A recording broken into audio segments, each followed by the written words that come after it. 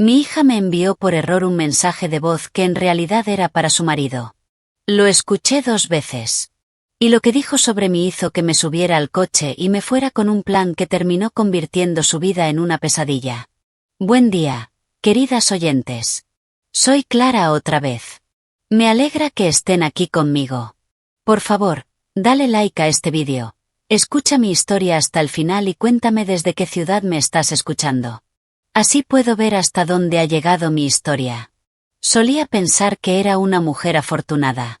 No rica, nunca eso, pero sí afortunada en lo que de verdad importa.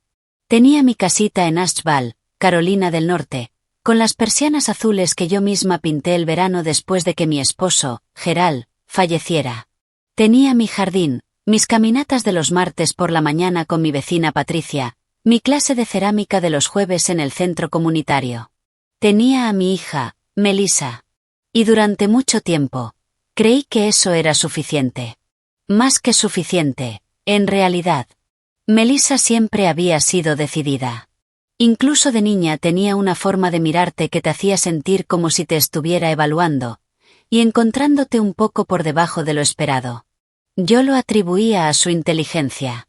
Era inteligente, eso nunca lo negué.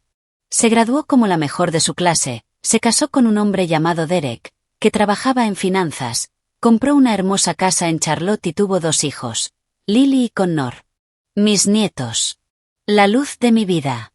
Durante la mayor parte de su vida adulta, tuvimos una relación cordial. No exactamente cálida. Melissa nunca fue una persona cálida, pero funcionábamos. Me llamaba los domingos, venía en Navidad, recordaba mi cumpleaños. Yo los visitaba 4 o 5 veces al año. Ayudaba con los niños cuando eran pequeños. Llevaba comida hecha en casa. Trataba de no entrometerme. Pero en el último año, más o menos, algo empezó a cambiar. Cosas pequeñas al principio. De esas que notas, pero enseguida te convences de que no son nada. Dejó de preguntarme por mi salud. Empezó a contestar mis llamadas con una voz seca, cortante, como si yo fuera alguien cobrando una deuda. Cuando iba de visita, Derek desaparecía en su oficina casi de inmediato, y Melissa no dejaba de mirar el teléfono durante la cena.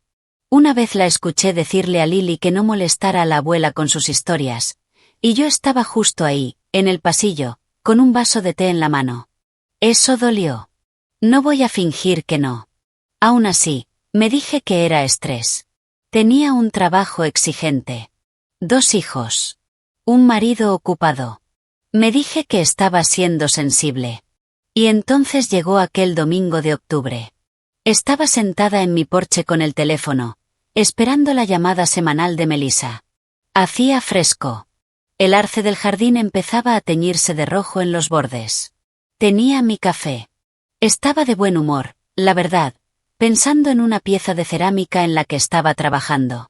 Un jarrón alto, con textura. Estaba especialmente orgullosa de él. Mi teléfono vibró.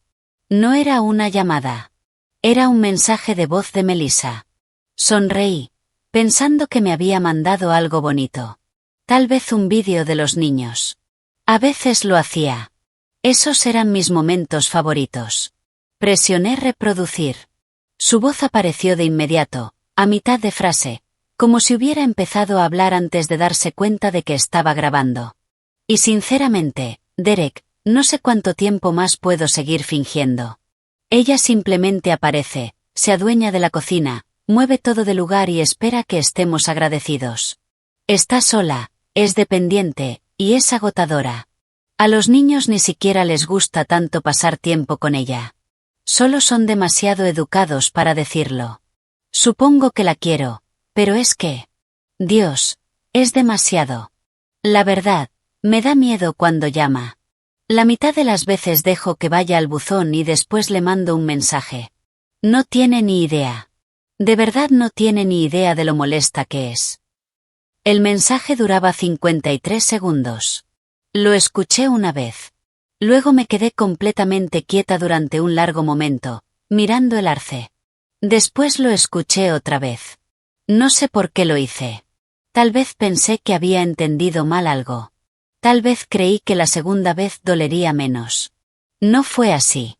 De hecho, la segunda vez noté cosas que la primera me habían pasado por alto. La crueldad casual en su tono. La ausencia total de duda. La forma en que dijo supongo que la quiero, como si hablara de un mueble incómodo que no sabe cómo tirar. No tiene ni idea. Dejé el teléfono sobre el apoyabrazos. Mi café seguía caliente. El arce seguía siendo hermoso. Nada a mi alrededor había cambiado. Y, sin embargo, sentí, de una manera muy precisa y silenciosa, que todo era distinto ahora. Tomé las llaves del coche de la mesita de al lado, siempre las dejaba ahí, y caminé hasta el auto. No llevé el bolso. No dejé ninguna nota. Simplemente subí, salí del camino de entrada y empecé a conducir sin un destino claro, con un solo pensamiento formándose lentamente en mi mente, como el hielo sobre la superficie de un estanque en calma. No tiene ni idea. Pensé, tiene razón. No tiene ni idea. Pero estaba a punto de descubrirlo. Terminé en un Cracker Barrel en la carretera, a unos 20 minutos de Asheville. No sé exactamente por qué. Tal vez por costumbre. Gerald y yo solíamos parar allí en los viajes. Me senté en una mesa en un rincón y pedí un café que no bebí y una porción de tarta de nuez. Apenas la toqué, solo movía el tenedor por el plato. En la mesa de al lado, una mujer cortaba un panqueque para un niño pequeño, que no tendría más de 3 años. El niño la miraba con una adoración absoluta. Tuve que apartar la mirada. Pasé una hora allí sentada, pensando de verdad, de una manera que no me había permitido en mucho tiempo. Porque pensar honestamente sobre Melissa siempre había sido algo peligroso. Primero pensé en el dinero. Porque eso era lo más fácil de medir. A lo largo de los últimos años, le había dado a Melissa y a Derek cantidades importantes de ayuda económica. $20,000 cuando compraron la casa en Charlotte, como ayuda para la entrada. $7,000 para una reforma de la cocina que llamaron urgente. Cantidades más pequeñas, 500 aquí, 1,000 allá, para actividades de los niños, materiales escolares, una reparación del coche. Derek no quería usar crédito. También había acordado, de manera informal y sin ningún contrato, dejarle la casa de Asheville a Melissa cuando yo muriera. Habíamos hablado de eso hacía unos 3 años.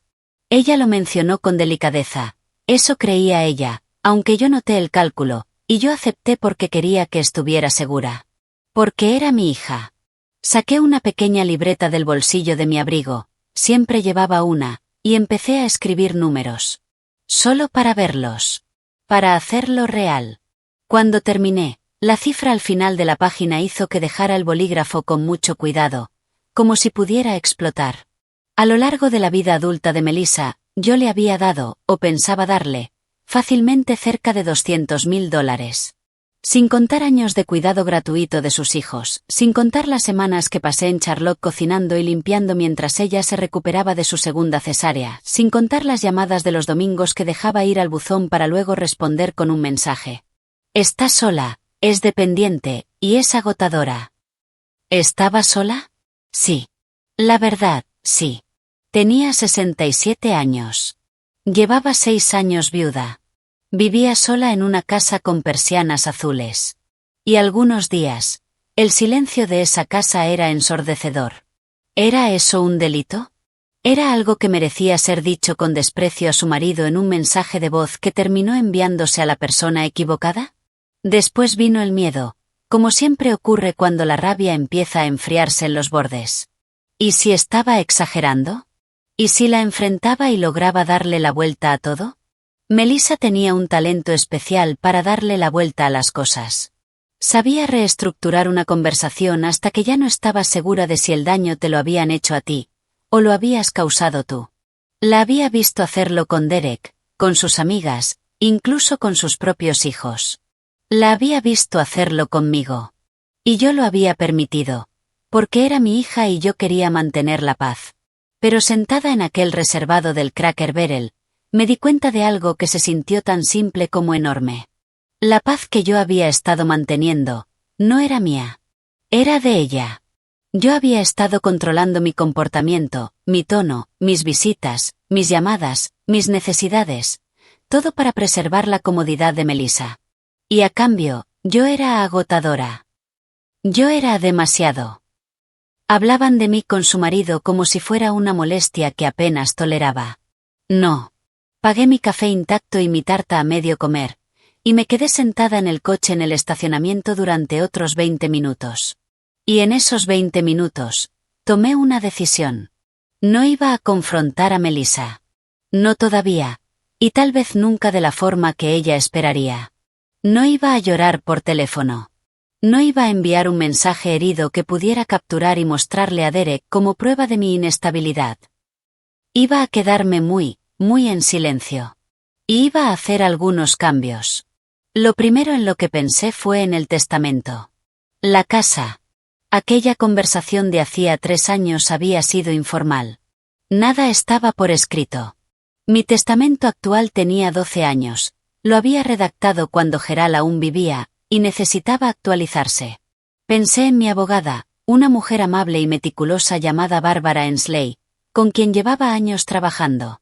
Pensé en cómo sería un nuevo testamento. Lo segundo en lo que pensé fue en el dinero. Los préstamos informales, porque ahora había empezado a verlos así, aunque en su momento los hubiera dado como regalos, ya no existían. Pero había dinero en una cuenta de ahorros que llevaba años acumulando.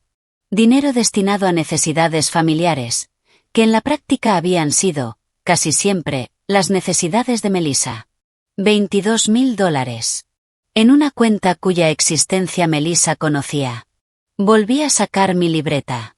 Esta vez no escribí números. Escribí pasos. Paso 1, llamar a Bárbara. Paso 2, revisar la cuenta de ahorros. Mover los fondos. Paso 3, no decir nada. Todavía no. Los arces a lo largo de la carretera también estaban cambiando de color. El mismo rojo brillante que el de mi jardín. Los observé a través del parabrisas durante un momento. A los niños ni siquiera les gusta pasar tiempo con ella. Esa frase, iba a necesitar más tiempo para asimilarla. Pero en ese momento, tenía cosas que hacer. Llamé a la oficina de Barbara Ensley a primera hora del lunes y pedí una cita para el miércoles. Le dije a su recepcionista que era para actualizar mis documentos patrimoniales. Algo rutinario, dije. No era del todo cierto. El trayecto hasta la oficina de Bárbara me llevó por el centro de Asheville, pasando por el mercado de agricultores al que Melissa y yo íbamos los sábados por la mañana cuando ella era adolescente. Le encantaba un puesto de miel atendido por un hombre barbudo llamado Carlos, que le dejaba probar de todo. Hacía años que no pensaba en eso. Y noté algo importante. Podía recordarlo sin que ese recuerdo suavizara mi determinación. Eso me dijo mucho sobre el punto en el que me encontraba. Barbara Ensley era una mujer menuda, de unos 50 y tantos años, con gafas de lectura colgadas de una cadena y una oficina llena de plantas colgantes. Había gestionado el patrimonio de Gerald con una competencia tan serena que desde entonces confiaba plenamente en ella. Me senté frente a su escritorio y le expliqué con calma que quería modificar mi testamento. Quería eliminar el acuerdo informal de que mi hija heredaría la casa de Asheville. En su lugar, quería dejar la casa a mis 2 nietos, Lily y Connor, en partes iguales, bajo un fideicomiso hasta que cumplieran 25 años. También quería formalizar una donación de $15,000 al Centro Comunitario de Arte de Asheville, que Gerald y yo siempre habíamos apoyado. Y quería un nuevo poder notarial. No Melissa, como indicaba el documento actual, sino mi vecina y amiga de toda la vida, Patricia Coleman. Bárbara no hizo preguntas innecesarias. Tomó notas. Me dijo que tendría un borrador listo en un plazo de 2 semanas. Al salir de su oficina, bajo el sol de octubre, sentí algo que no esperaba. No culpa. No tristeza. Sino una extraña y limpia sensación de claridad. Como si una ventana que había estado empañada durante años finalmente se hubiera despejado. Ese domingo no llamé a Melissa. Durante 6 años, la había llamado todos los domingos, o había esperado su llamada. Ese domingo, fui a mi clase de cerámica por la mañana, almorcé con Patricia y pasé la tarde en el jardín, arrancando las últimas plantas de verano. Mi teléfono sonó a las 2:14 de la tarde. Melissa. Miré la pantalla. Y dejé que sonara. Fue cruel. Lo he pensado. No lo creo. Creo que fue, por primera vez en mucho tiempo, simplemente honesto. Me escribió 20 minutos después. ¿Todo bien? No contestaste. Respondí. Todo bien. Día ocupado. Hablamos pronto. La misma energía que ella me había dado, palabra por palabra, durante el último año. Volvió a llamar el martes. Esa vez contesté. Fui breve. Dije que tenía a alguien en la puerta. Sonaba ligeramente desconcertada. Lo noté. No con placer, pero tampoco con culpa. Lo que no esperaba fue la llamada que recibí el jueves desde la escuela de mis nietos. Era la oficina administrativa del colegio de primaria de Lily y Connor en Charlotte. Llamaban para verificar, y se notaban incómodos, incluso disculpándose, si yo seguía siendo contacto de emergencia de ambos niños. Y si sabía que mi nombre había sido eliminado de sus registros aproximadamente 3 semanas antes. Les pedí que repitieran. Eliminado hace 3 semanas. Uno de los padres había llamado para hacer el cambio. No podían decirme cuál, por razones de privacidad. Pero querían confirmar que yo había sido informada, ya que durante más de 4 años había figurado como contacto secundario. Les agradecí. Mantuve la voz firme. Y colgué. Me quedé sentada en la cocina durante mucho tiempo después de esa llamada. Esto no era un error. No era un descuido. Había sido algo deliberado.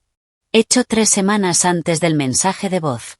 Lo que significaba que ese mensaje no había sido un arrebato momentáneo, ni un mal día que se fue demasiado lejos. Era una ventana a algo que llevaba tiempo gestándose. Un proceso.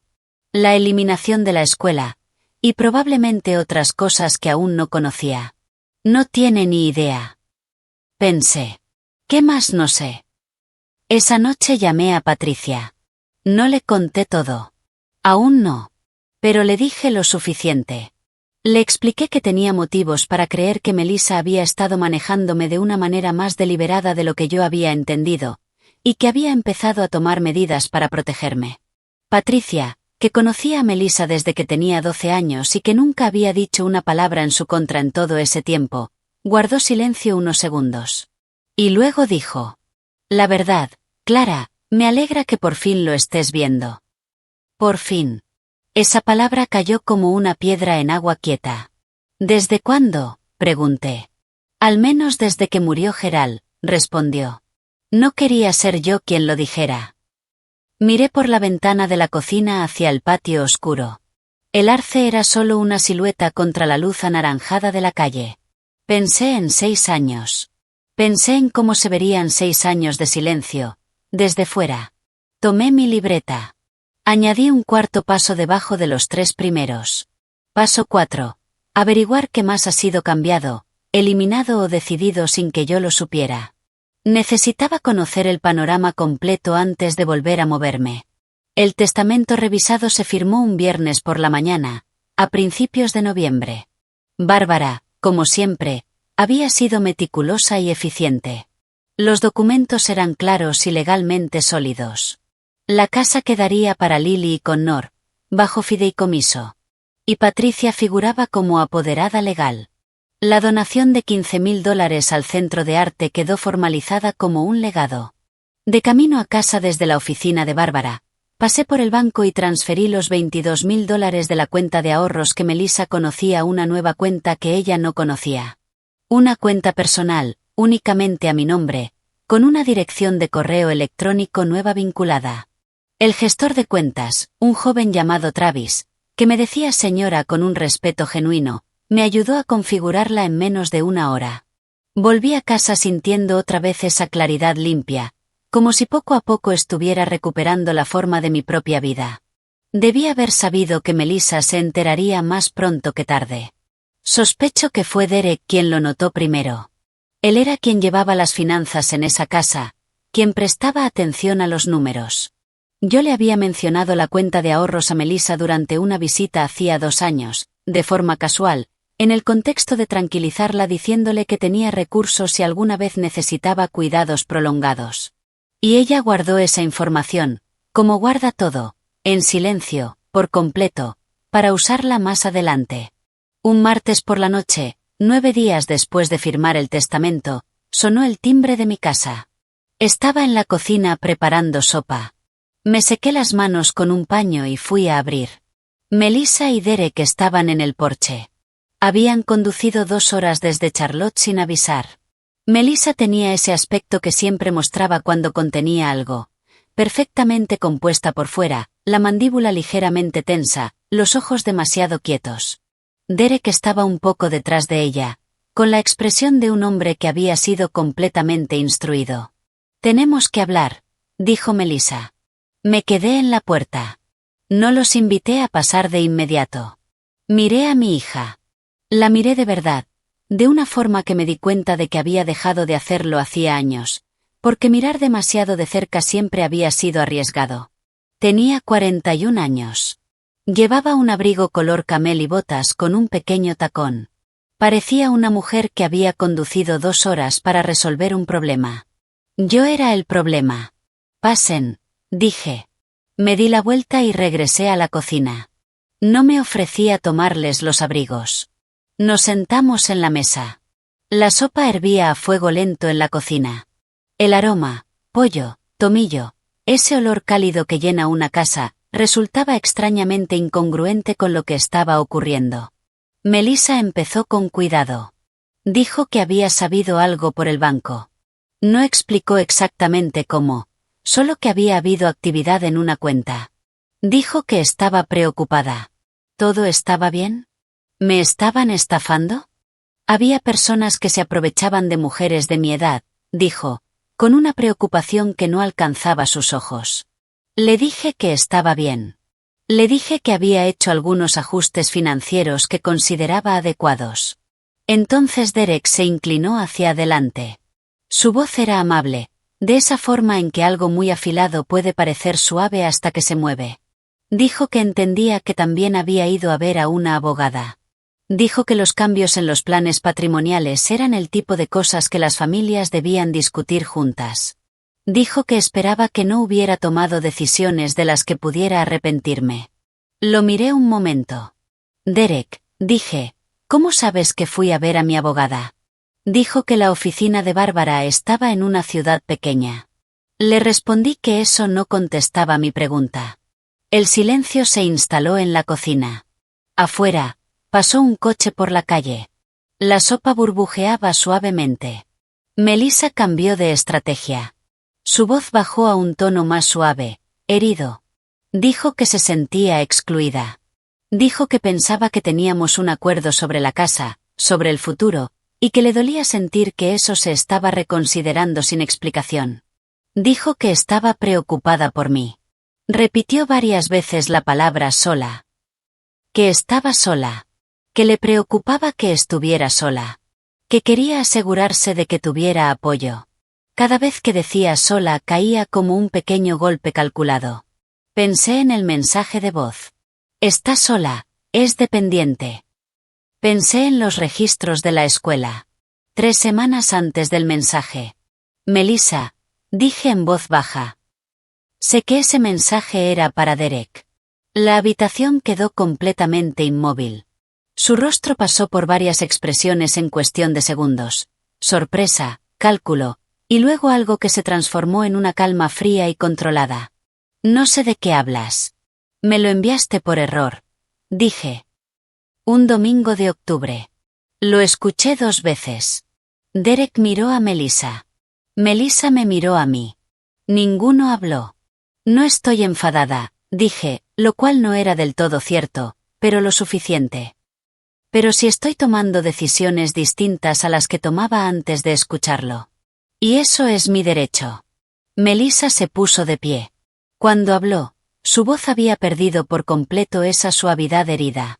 Te vas a arrepentir de esto, dijo. No lo dijo alto. Lo dijo bajo. Y eso fue peor. Derek también se levantó. Sonrió, una sonrisa que no tenía lugar en ese momento, y dijo que debía pensar bien antes de quemar puentes. Dijo que la familia era importante. Dijo que esperaba que tuviera buenos consejos a mi alrededor. Los acompañé hasta la puerta. Les di las buenas noches. Cerré detrás de ellos y me quedé un momento en el pasillo, escuchando cómo el coche arrancaba y se alejaba. Mis manos estaban completamente firmes. Pero cuando regresé a la sopa, me di cuenta de que ya no tenía hambre. La guardé en un recipiente en el refrigerador y me fui a dormir temprano. Durante los siguientes 4 días, hice muy poco. Fui a mi clase de cerámica. Caminé con Patricia. Vi películas antiguas que a Gerald le encantaban y que nunca había logrado convencerme de ver cuando él estaba vivo. Dormí más de lo habitual. Me permití ser, por un breve tiempo, simplemente una mujer de 67 años en una casa con persianas azules, que había hecho algo difícil, y necesitaba recuperarse. Al 5.º día, preparé una taza de café, me senté en la mesa de la cocina con mi libreta y pensé en lo que venía después. El mensaje llegó un miércoles por la mañana, mientras lavaba los platos del desayuno. Mamá, he estado pensando. Siento si la visita se sintió tensa. Solo me preocupo por ti. ¿Podemos hablar esta semana? Te quiero. Lo leí 2 veces.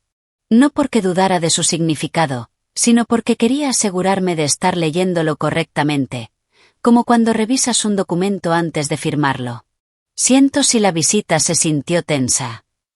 No, siento lo que dije. No, siento que hayas escuchado ese mensaje. La disculpa era por cómo yo me sentí, no por lo que ella hizo. Una distinción muy específica. Y Melissa siempre había sido experta en mantenerla. Dejé el teléfono boca abajo sobre la encimera y terminé de lavar los platos. Ese viernes, Lily me llamó. Mi nieta tenía 11 años. Inteligente, sensible, completamente ajena a lo que su madre pudiera estar intentando hacer a través de ella. Llamaba, por lo que pude notar, desde su habitación. Se percibía la acústica particular de ese espacio pequeño. Me dijo que me extrañaba. Me preguntó si iría a visitarlos pronto. Y dijo, con ese cuidado propio de una niña a la que han guiado sin que ella lo sepa, que esperaba que la abuela y mamá no estuvieran peleadas, porque eso la hacía sentirse triste. Le dije que la quería. Le dije que no tenía nada de qué preocuparse. Le dije que la vería muy pronto.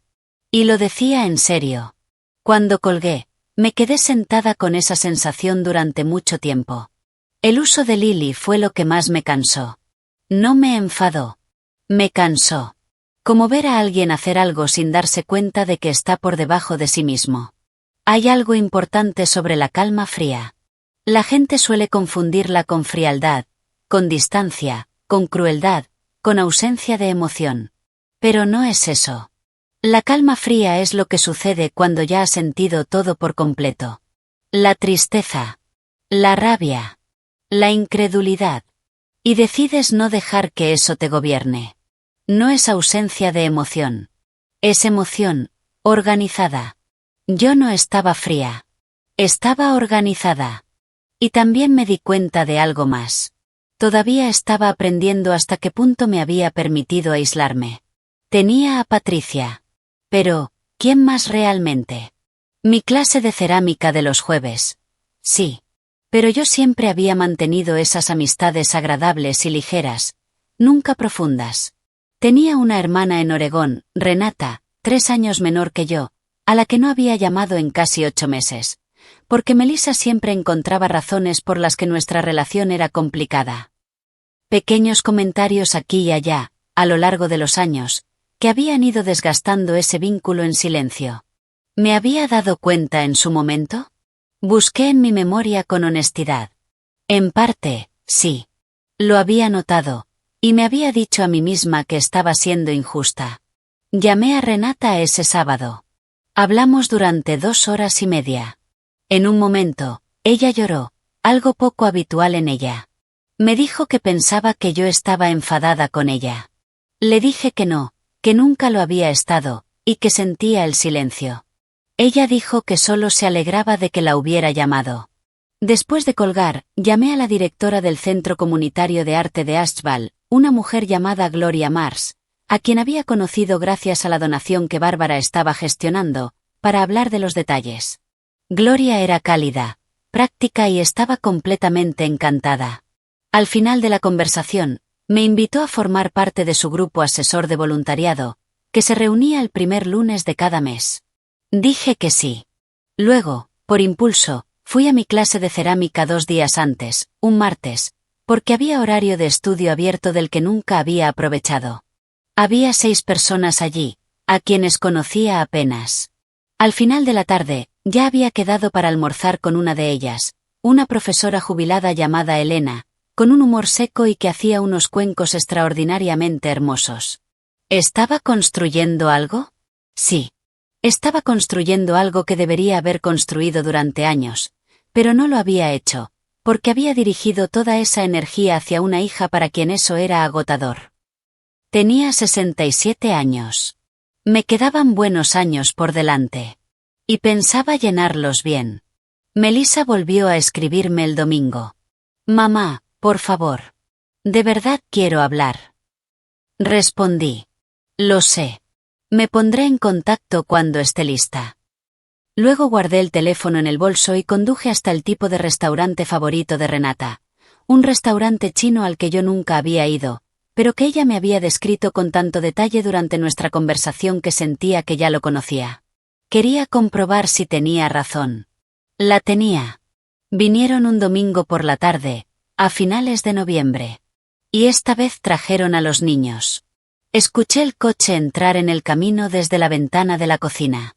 Vi a los 4 bajar. Derek, con un suéter de fin de semana. Melissa, otra vez con su abrigo color camel. Lily corriendo hacia la puerta. Con Nora arrastrando un poco los pies, como hace un niño de 9 años que preferiría estar en cualquier lugar con una pantalla. Observé un momento antes de ir a abrir. ¿Fue una estrategia traer a los niños? Por supuesto. ¿También era posible que una parte de Melissa realmente quisiera arreglar las cosas? Posiblemente. Los seres humanos rara vez actúan por un solo motivo. Pero yo ya había pensado lo suficiente como para saber que posible no era lo mismo que suficiente. También había pasado la semana anterior releyendo la transcripción del mensaje de voz que había escrito palabra por palabra el día después de escucharlo. Los 53 segundos completos. Y ese documento tenía un efecto clarificador cada vez. Abrí la puerta. Lily me abrazó con la entrega sincera de una niña de 11 años. La abracé fuerte. Eso era real, pasara lo que pasara.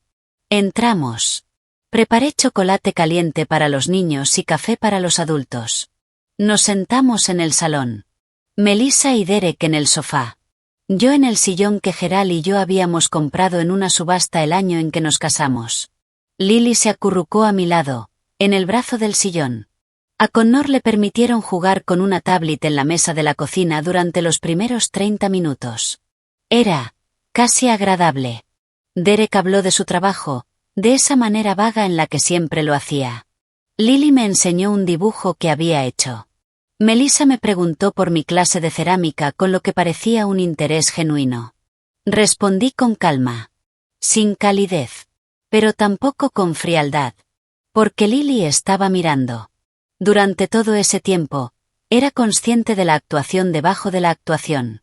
De la cuidadosa puesta en escena de la normalidad. Como un decorador colocando muebles para que parezca un hogar, en lugar de construir uno. Luego los niños se dispersaron. Lily fue a la cocina con Connor. Derek volvió a su teléfono. Y Melissa y yo nos quedamos solas. Empezó con suavidad. Dijo que entendía que me había herido. No dijo cómo, ni con qué exactamente. Solo que entendía que había habido dolor. De esa forma pasiva que reconoce el daño, sin asumir haberlo causado. Dijo que quería que volviéramos a como estábamos antes. Yo pensé que como estábamos antes era un lugar donde yo daba sin medida, y era hablada con desprecio. No lo dije. Dijo que le preocupaban las decisiones que yo había estado tomando. Usó comillas con los dedos, apenas perceptibles. Dijo que tal vez no reflejaban lo que realmente quería. Dijo que el duelo podía hacer que las personas hicieran cosas. Mencionó a una amiga suya, terapeuta. Nombró a una mujer que yo no conocía, especializada en personas mayores que atraviesan pérdidas y cambios. Dijo que tal vez me vendría bien hablar con alguien. Ahí estaba. La insinuación era suave y cuidadosamente construida. Los cambios que yo había hecho no eran decisiones válidas. Eran síntomas. Yo estaba de duelo. Estaba aislada. Quizá no era completamente yo misma. Mis decisiones, el testamento, las cuentas, la abogada, podían interpretarse no como elecciones conscientes y legítimas, sino como las acciones confusas de una mujer que necesitaba guía. Preferiblemente, la suya. Era, pensé, una construcción elegante. De esas que suenan a cuidado, pero funcionan como una jaula. No estoy confundida, Melissa, dije. Ella inclinó la cabeza. Sé que sientes eso, mamá. Había algo en esa respuesta, en esa suavidad particular, en esa negativa delicada a aceptar mi propia evaluación de mí misma, que me di cuenta de que era lo más condescendiente que me había dicho en toda su vida. Más que el mensaje de voz, en cierto modo. El mensaje había sido descuidado. Esto era deliberado. Derek volvió de su teléfono. Se sentó y dijo, en tono conversacional, que quería ser transparente. Había investigado la situación legal de acuerdos informales sobre propiedades. Y pensaba que debía saber que, si mis intenciones respecto a la casa se habían expresado a lo largo de los años, en cartas, correos, conversaciones con testigos, podría existir una base para una reclamación. Lo miré. ¿Me estás diciendo que estás considerando demandarme por mi casa? Abrió las manos. Ni sí, ni no. Digo que las situaciones familiares pueden volverse complicadas cuando la gente toma decisiones apresuradas. La abogada determinó que soy plenamente competente. Respondí. Es un requisito antes de firmar documentos de este tipo. Un pequeño silencio. Afuera, un coche pasó por la calle. La luz del invierno entraba por las ventanas, tenue y plana. Pensé en cuántas veces había estado sentada en esa misma sala, con esas mismas dos personas. En cuántas versiones de la misma conversación. Y en cuántas veces había permitido que terminaran ganando, porque tenía miedo de lo que pasaría si no era así. Entonces la voz de Melissa cambió otra vez. La suavidad desapareció. No de forma dramática. No levantó la voz. Pero desapareció. Dijo que estaba cansada de que la hicieran sentir como una villana. Dijo que había pasado años preocupándose por mí, adaptándose a mí, gestionando una relación que, francamente, le quitaba más de lo que yo entendía. Dijo que ella también tenía necesidades. Dijo que, fuera lo que fuera que yo creía haber escuchado en ese mensaje, lo había sacado completamente de contexto. ¿Qué contexto? Pregunté. Y añadí. ¿El de los registros de la escuela? Se quedó completamente inmóvil. 3 semanas antes de enviarme ese mensaje, dije, me quitaste como contacto de emergencia en la escuela de Lily y Connor. Me enteré por casualidad, gracias a la oficina administrativa. La miré. ¿Qué contexto explica eso? Derek puso su mano sobre el brazo de Melissa. Fue lo más revelador que había hecho en toda la tarde. Melissa se puso de pie. Dijo que me darían tiempo para pensar. Dijo que esperaba que reflexionara sobre lo que estaba haciendo con nuestra familia. Dijo que Lily me quería, y que sería una pena. Usó esa palabra. Pena. Si mis decisiones afectaban la relación de los niños conmigo, ese era el mensaje. Vestido de tristeza y preocupación. Pero era una amenaza. Y estaba dirigida a un lugar muy concreto dentro de mí. El lugar que amaba a esos niños más de lo que podía medir. Melissa sabía exactamente dónde apuntar. Porque me había conocido durante 41 años. Llamaron a los niños, dijeron que tenían que volver. Lily me abrazó durante un largo rato y me preguntó cuándo me vería otra vez. Le dije que pronto. Besé la parte superior de su cabeza. Connor me dio un abrazo de lado y se fue hacia el coche. Melissa me besó en la mejilla. El gesto más impersonal imaginable. Y se fueron. Cerré la puerta y me quedé en el pasillo. ¿Tenía miedo? Sí. Por un momento, un miedo real. La mención de una posible demanda legal, aunque presentada como transparencia y no como amenaza, estaba diseñada para asustarme. El control implícito sobre el acceso a mis nietos. También. Todo había sido cuidadosamente calculado. Pero entonces pensé en la oficina de Barbara Ensley.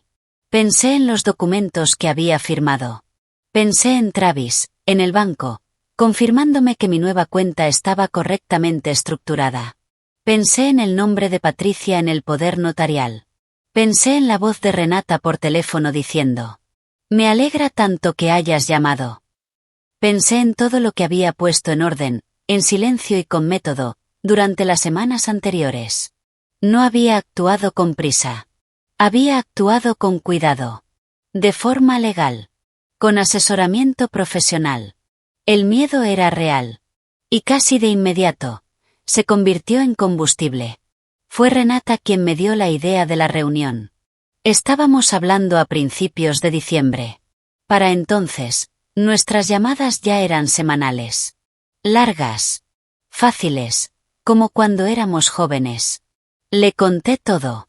El mensaje de voz. Los registros de la escuela. La visita con los niños.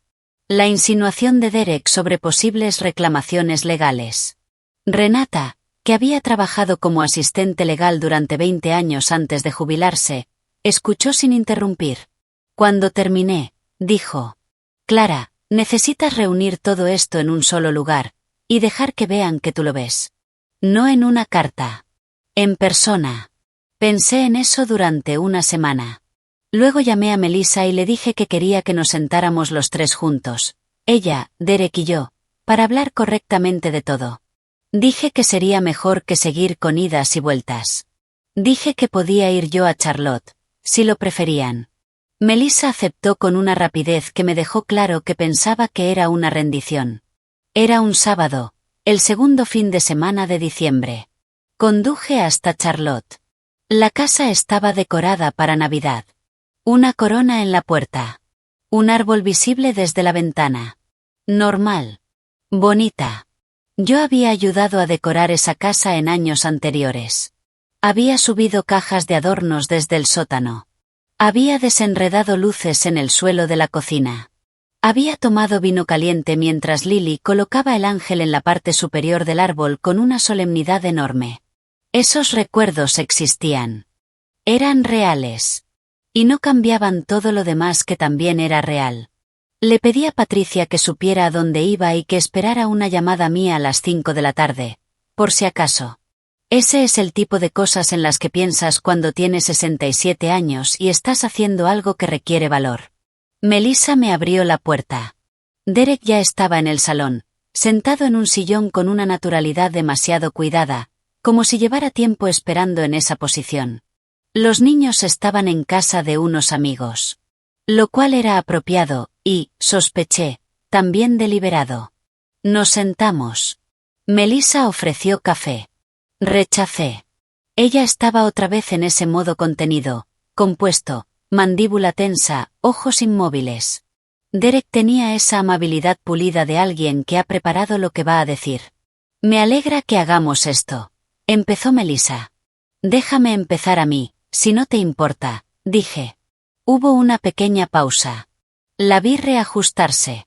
Un ajuste rápido detrás de los ojos, como una cámara reenfocando. No estaba acostumbrada a que yo empezara.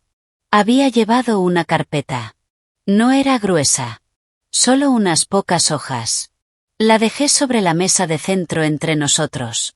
«El último domingo de octubre me enviaste por error un mensaje de voz», dije. «He guardado una copia. No voy a reproducirla, pero quiero que sepas que existe y que he documentado su contenido». La boca de Melissa se tensó. 3 semanas antes de ese mensaje, me eliminaste como contacto de emergencia en la escuela de Lily y Connor. Tengo confirmación por escrito de la administración del colegio, con fecha. Derek se movió en su asiento. Cuando vinieron a mi casa en noviembre, continué, Derek, Sugeriste que podría haber base legal para una reclamación sobre mi propiedad, basándote en supuestas intenciones expresadas a lo largo de los años. He revisado esto con mi abogada. No existe tal base. No hay ningún acuerdo por escrito. No hay contrato verbal con testigos.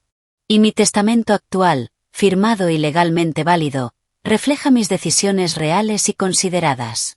Bárbara Ensley puede confirmar que yo estaba plenamente capacitada en el momento de firmarlo. La habitación estaba muy silenciosa. A lo lejos, en la calle, se escuchaban niños jugando. Sus voces, débiles pero claras, contrastaban con el silencio en el salón. No estoy aquí para pelear, dije. Estoy aquí para ser clara. Los cambios que he hecho son permanentes y legales. No son síntomas de duelo ni de confusión. Son decisiones de una persona que, por fin, tuvo suficiente información para tomarlas. Melissa habló. Su voz estaba controlada, pero debajo había algo más. No tristeza. No culpa. Sino la furia particular de alguien cuyo plan no está funcionando. Me estás castigando por una conversación privada que tuve con mi marido. Estoy ajustando mi vida en base a información que recibí, respondí.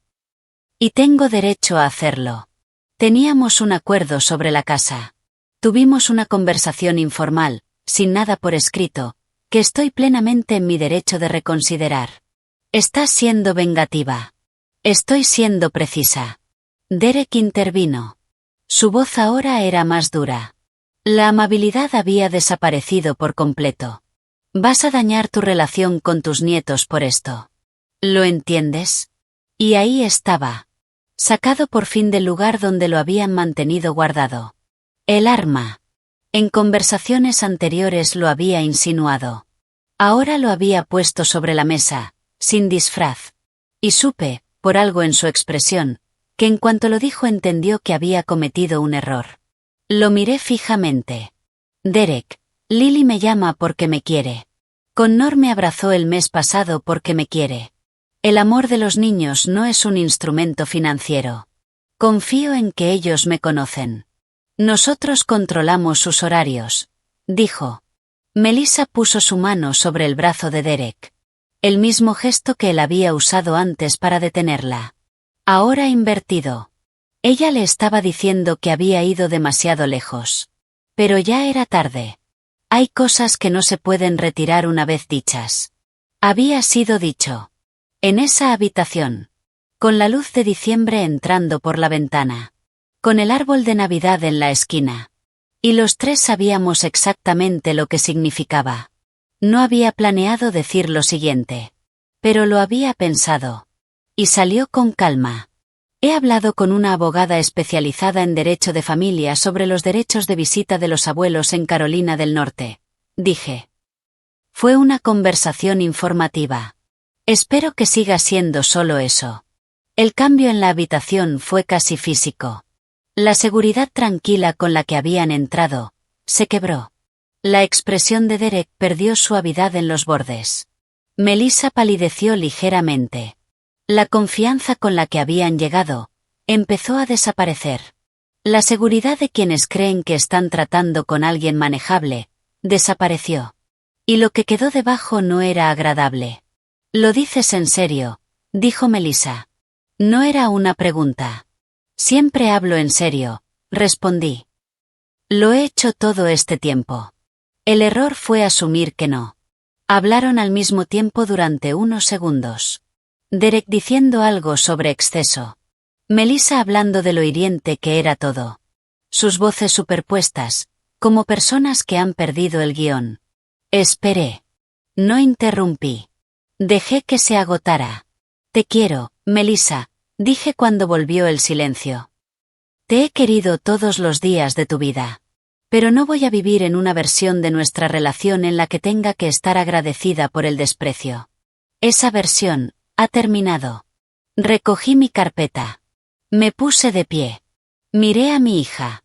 A su rostro.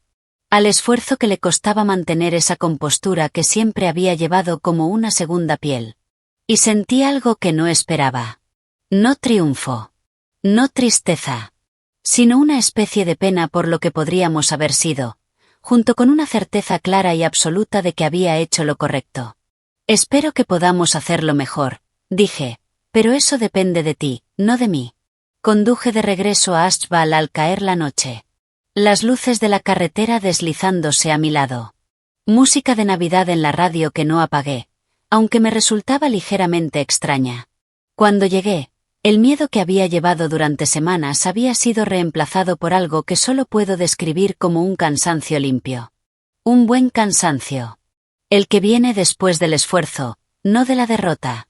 Me quedé sentada en el coche unos minutos antes de entrar. Las persianas azules se veían oscuras en la luz de la tarde. El arce estaba ya sin hojas. Sus ramas, limpias y definidas contra el cielo. Pensé, planté ese árbol con Geral el año en que nos mudamos. Entonces era solo un pequeño brote. Pensé en las cosas que se plantan con buena intención, y que crecen durante décadas hasta convertirse en lo que son. Y pensé que eso era lo que yo estaba haciendo ahora, a los 67 años. Y que no era demasiado tarde. Bárbara me llamó el lunes. Había recibido una consulta de un abogado de Charlotte, en nombre de Derek y Melissa, sobre las modificaciones del testamento. Lo manejó con su precisión habitual. Lo que, por su tono, entendí que significaba de forma eficiente y completa. No había base para impugnar nada. Las modificaciones eran sólidas. Mi capacidad estaba documentada. La conversación informal sobre la casa, que nunca había tenido testigos, no tenía absolutamente ningún valor legal, dijo Bárbara sin añadir opinión. Ella no era una mujer de opiniones innecesarias. Y que, desde el punto de vista legal, ese era el final del asunto. Le di las gracias. Le envié una pequeña flor de Pascua a su oficina. Me escribió diciendo que era muy bonita. La sugerencia de Derek sobre una posible demanda había sido, como sospechaba, un farol. Un farol bien vestido.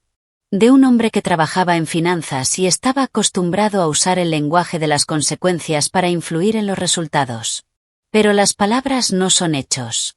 Y la intimidación, cuando se encuentra con alguien preparado, suele desmoronarse en silencio. Yo estaba preparada. Ese era el punto.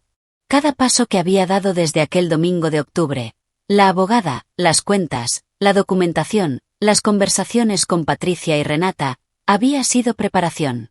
No venganza. Preparación. Poco después, llamé a la escuela para pedir que me restituyeran como contacto de emergencia de Lily y Connor. Tras un breve proceso de verificación y algunas comunicaciones con Melissa, que me dijeron que se resolvieron sin dar detalles, me reincorporaron en menos de una semana. La coordinadora administrativa, muy amable, me dijo que el cambio anterior aparentemente había sido un error. Lo dijo con una neutralidad diplomática. Yo lo acepté de la misma manera. Hay victorias que no necesitan nombrarse en voz alta para ser reales. Gloria Mars, del Centro de Arte, reconoció formalmente mi donación en una carta. La enmarqué y la colgué en la pared de mi estudio, junto a una fotografía de Geral. Se veía bien allí. Como si perteneciera a ese lugar. La donación no era exactamente sobre el dinero, aunque $15.000 son $15.000. Era sobre el hecho de haber elegido, de forma consciente y con amor, hacia dónde iban mis recursos. Esa decisión había sido mía. Eso era lo que esa carta enmarcada me recordaba cada mañana al pasar. Me uní al grupo asesor de voluntariado. La primera reunión fue concurrida, cálida, llena de personas interesadas en cosas que también me interesaban. Después, en la mesa del café, un hombre llamado Francisco, que restauraba muebles antiguos como hobby, me preguntó por mi trabajo en cerámica. Hablamos durante 40 minutos. Volví a casa sonriendo. Una sonrisa natural. Sin esfuerzo. Y lo noté con una gratitud tranquila. Renata vino a visitarme durante una semana a principios de enero. Durmió en la habitación de invitados, que había estado usada más como trastero desde que Geral murió, y que yo había transformado en las semanas anteriores en una habitación de verdad. Sábanas limpias. Una lámpara de luz cálida. Un pequeño cuadro que siempre me había gustado en la pared. Se quedó en la puerta cuando se la mostré. Guardó silencio un momento. Dijo que era hermosa. Dijo que parecía una habitación que esperaba a alguien. Pensé que tenía razón. Esa semana caminamos por las mañanas. La última noche, nos sentamos en el porche con vino y hablamos hasta pasada la medianoche, como cuando éramos niñas compartiendo habitación. Voces bajas en la oscuridad. Arreglando el mundo. De Melissa, hubo silencio. No un silencio hostil. Más bien el silencio de alguien que está recalibrando. De alguien que ha probado varias jugadas, y ninguna ha funcionado. No llené ese silencio con explicaciones. Había pasado años llenando silencios que yo no había creado. El impulso seguía ahí. Profundo. Entrenado durante décadas. Pero ahora lo reconocía. Y lo dejé pasar. Melissa llamó a finales de enero. Un domingo. El viejo patrón. Y contesté. La conversación fue breve y cuidadosa por ambas partes. Como dos personas hablando sobre una superficie aún frágil. Preguntó cómo estaba. Le dije que bien. Mencionó que Lily había estado preguntando por mí. Dije que me encantaría verla. Y acordamos, de manera informal, una visita en febrero. La visita ocurrió. Lily vino con Melissa. Sin Derek. Eso me pareció una decisión de Melissa. Lo noté. No lo comenté. Fuimos al mercado de agricultores. Lily probó miel del puesto de Carlos. Sí, seguía allí. Con su barba. Generoso como siempre con las muestras. Y observé a mi hija, observando a su hija. Y por un momento, algo en el rostro de Melissa fue simplemente humano. Sin defensas. Como cuando era niña. De pie bajo la luz del invierno, entre los puestos, con Lily poniéndose de puntillas para probar otra variedad de miel. Melissa casi parecía alguien que yo reconocía de hace mucho tiempo. No confié en ello todavía. Pero lo vi. Y lo guardé con cuidado en ese lugar donde se guardan las cosas que vale la pena observar. La semana siguiente, Connor me llamó. Sin que nadie se lo pidiera. Para contarme sobre un trabajo que había hecho en la escuela sobre Benjamin Franklin. Había descubierto que, en realidad, era un poco extraño, y muy interesante. Le dije que estaba completamente de acuerdo. Hablamos durante 20 minutos. Cuando colgamos, me quedé un momento con el teléfono en la mano, pensando en cómo se había sentido esa llamada. Fácil. Cálida. Completamente normal. Y pensé, esto es como siempre debió ser. Esto no era el resultado de rendirme. Era el resultado de la claridad. La claridad de una mujer que finalmente decidió que estaba dispuesta a aceptar, y que no.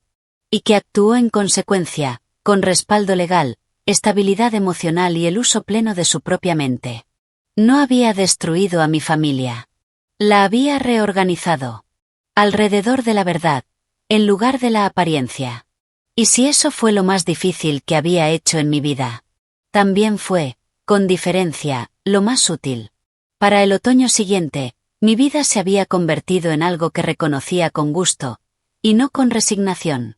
Formaba parte del consejo asesor del Centro de Arte. Había ayudado a conseguir una pequeña subvención regional, algo que resultó más satisfactorio de lo que habría imaginado. Elena, la profesora jubilada, se había convertido en una amiga de verdad. Ahora teníamos almuerzos fijos los jueves. Renata vino a visitarme 3 veces ese año. Y yo fui a Oregón una vez. La primera vez en 4 años. Caminé por la costa. Comí mariscos. Y me sentí, de una forma muy simple, yo misma. Francisco, el restaurador de muebles, me invitó a una conferencia en la universidad. Y luego a otras 2 cosas más. Aún no sabía qué era eso exactamente. Y no tenía prisa por decidirlo. Mi cerámica había mejorado notablemente. Vendí 3 piezas en una galería local. La casa de las persianas azules se sentía completamente mía. De una manera que antes solo lo era a medias, mientras lo de Charlotte seguía presente. Fui entendiendo poco a poco, a través de Lily, que hablaba con naturalidad, de algunas llamadas ocasionales de Connor y de Renata. que las finanzas de Derek ya no eran tan estables como antes. Había tenido problemas en su trabajo. Lily dijo una vez: «Papá está mucho en casa», en un tono que decía más de lo que parecía. La casa grande de Charlotte tenía una hipoteca grande. Y el préstamo para la reforma de la cocina, además de mi aportación, había sido, al parecer, mayor de lo necesario. No sentí satisfacción por eso. Lo que sentí fue una comprensión tranquila de que la causa y el efecto existen. Y que las estrategias que habían usado conmigo, probablemente también las habían usado en otros lugares. Melissa empezó a llamar con más regularidad. Y con más honestidad.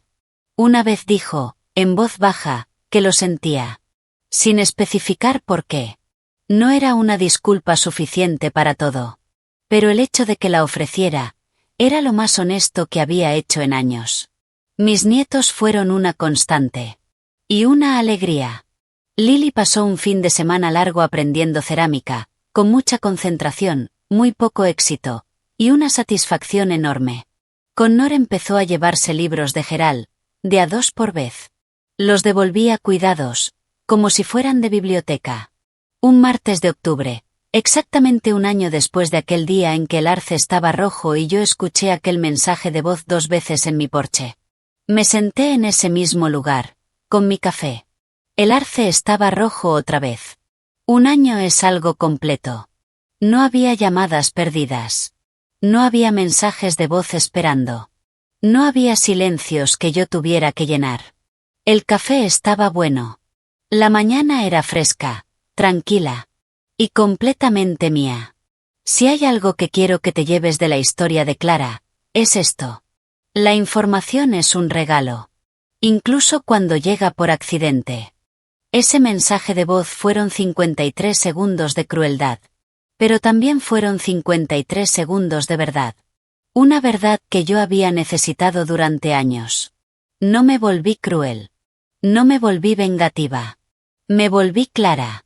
Nos enseñamos a soportar aquello que creemos que debemos soportar. Pero soportar sin cuestionar, es solo otra forma de perderse poco a poco. Ahora te pregunto a ti. ¿Qué habrías hecho? Si hubieras escuchado ese mensaje 2 veces, en silencio, ¿qué habrías decidido? Me encantaría leerte. Déjalo en los comentarios. Y si la historia de Clara se quedó contigo, compártela. Puede que alguien allá afuera necesite escucharla. Gracias por quedarte hasta el final. Significa más de lo que imaginas.